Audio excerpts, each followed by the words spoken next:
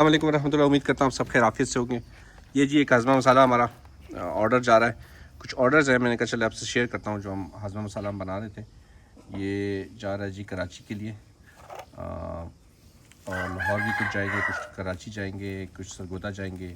तो कुछ ऑर्डर हैं हमारे पास आए थे हाजमा मसाले के, तो मैंने कहा आप सबसे शेयर करूँगा। जिस भाई को हाजमा मसाला चाहिए वो बकरियों के लिए, बकरों के लिए, दुम्बों के लिए, गायों के लिए, भैंसों के लिए, बहुत अच्छा किस्म, बहुत ही अच्छा हाजमा मसाला है और बहुत अच्छा रिज़ल्ट है इसका। हम खुद इस्तेमाल कर रहे हैं, अल्हम्दुलिल्लाह अल्हम्दुलिल्लाह अल्हम्दुलिल्लाह सुम्मा अल्हम्दुलिल्लाह, बहुत अच्छा रिज़ल्ट है। ये जितनी भी चीज़ें हैं ना, ये जितनी चीज़ें इसमें मेंशन की हैं, ये सब के लिए बहुत कारआमद है, बहुत ज़्यादा कारआमद है।